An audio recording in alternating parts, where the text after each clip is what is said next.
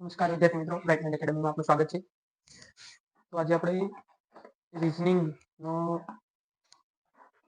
એક ચેપ્ટર આવે છે કેલેન્ડર, એની ચર્ચા કરવાના છીએ અને તેના વિશે થોડી માહિતી પણ લેવાના છીએ. તેમાં કયા પ્રકારના દાખલા પૂછાય છે.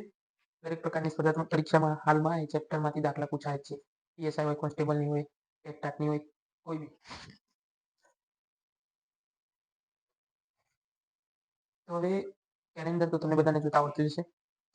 કેલેન્ડરમાં આપણે દરેક વર્ષ અલગ અલગ વર્ષની માહિતી આપી લઈએ. એ વર્ષમાં કેટલા દિવસ, પછી તેમાં મહિના વાઇઝ અને વારની માહિતી આપેલી હોય છે. હવે આપણે જોઈએ તો એક વર્ષની અંદર કેટલા મહિના આવે વર્ષમાં? એક વર્ષમાં 12 મહિના આવે. તો ચલો આપણે એક મહિનો,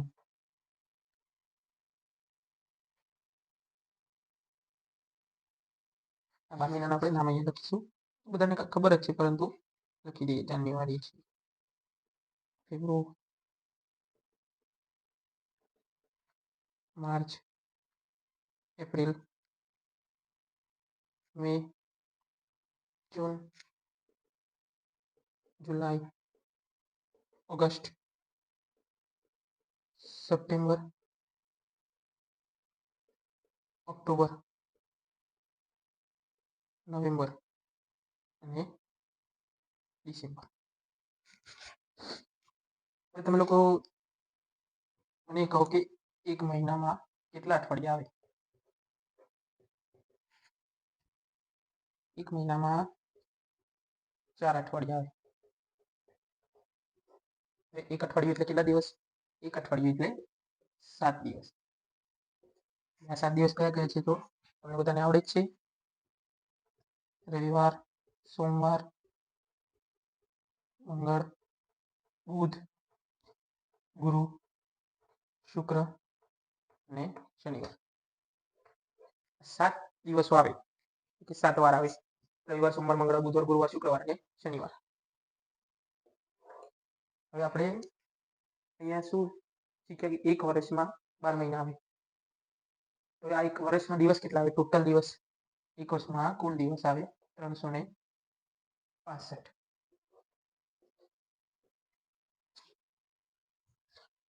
હવે આ વર્ષ છે જે એ વર્ષમાં પણ 2 પ્રકાર પડે છે.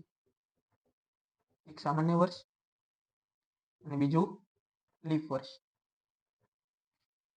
હવે સામાન્ય વર્ષ અને લીપ વર્ષ એ બંનેમાં બહુ કોઈ ડિફરન્ટ નથી, પરંતુ એક દિવસનો ફરક પડે છે. એટલે કે આપણે સામાન્ય વર્ષની અંદર 365 દિવસ આવે છે અને લીપ વર્ષની અંદર એક દિવસ વધારાનો હોય છે, એટલે કે 366 દિવસ. જોઈ લો, હું તમને આગળ સામાન્ય વર્ષ અને લીપ વર્ષની માહિતી આપું છું કે શા માટે તેમાં એક દિવસ વધારે છે ને એક દિવસ ઓછો છે. જોઈ લીધું?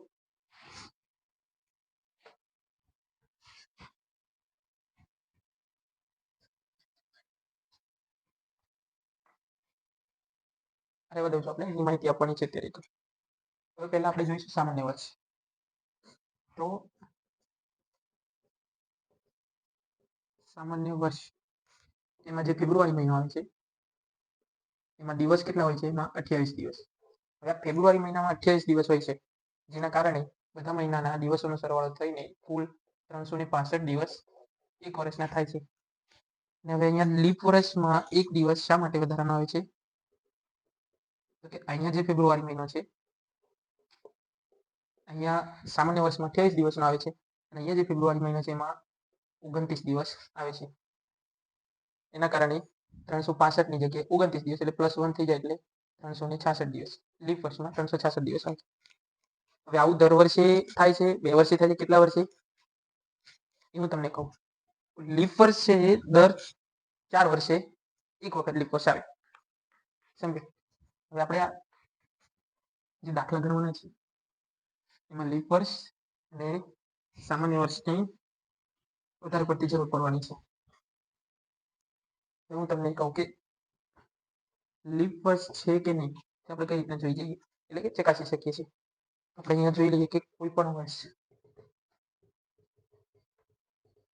વર્ષ આપેલું છે તેને જો કેટલા 4 વડે નિશેષ ભાગી શકાય તો તે વર્ષને આપણે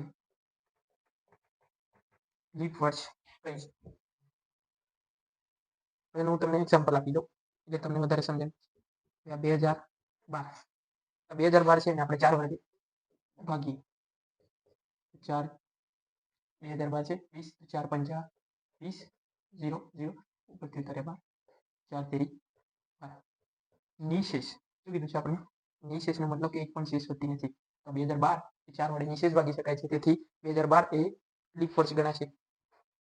અને અહીંયા આપણે કહીએ 2013. અહીંયા આપણે જોઈએ તો 12 ની જગ્યાએ 13 કરી દઈએ.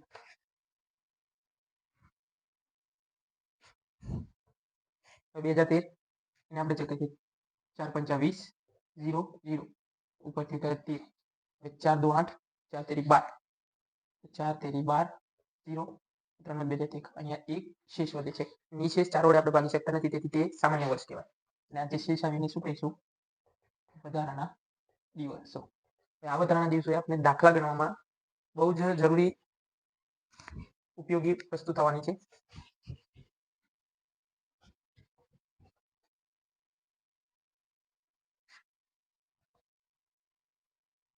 અહીંયા આપણે હવે જોઈ લઈએ શું શું બનાવ્યું તે. આપણે ફરીથી એક વખત ચકાસી લઈએ. એક વર્ષમાં 365 દિવસ આવે. વર્ષ બે પ્રકારના છે. કયા કયા? સામાન્ય વર્ષ અને લીપ વર્ષ. સામાન્ય વર્ષમાં 365 દિવસ હોય અને લીપ વર્ષમાં 366 દિવસ હોય.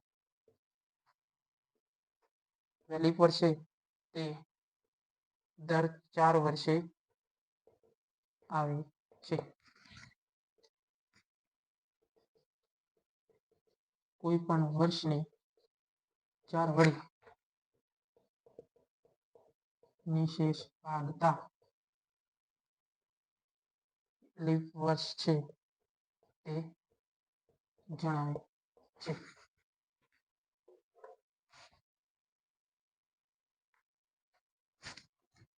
અહીંયા આપણે લખીએ એક્ઝામ્પલ લખી દઈએ કે 2012 એ લીપ વર્ષ, 2013 એ સામાન્ય વર્ષ. આટલી માહિતી તમે લખી દો. આપણે આગળ દાખલામાં બહુ જ કામ આવવાની છે આ વસ્તુઓ, કારણ કે આગળ દાખલામાં એ રીતના દાખલા આપણે સ્પર્ધાત્મક પરીક્ષા પૂછાય છે. ધારો કે આ 365 દિવસ છે, 365 દિવસ પછી કયો વાર આવશે? હવે આજે શુક્રવાર છે તો 15 દિવસ પછી કયો વાર આવશે? આવા દાખલા આપણે આ રીતે ગણી શકશું.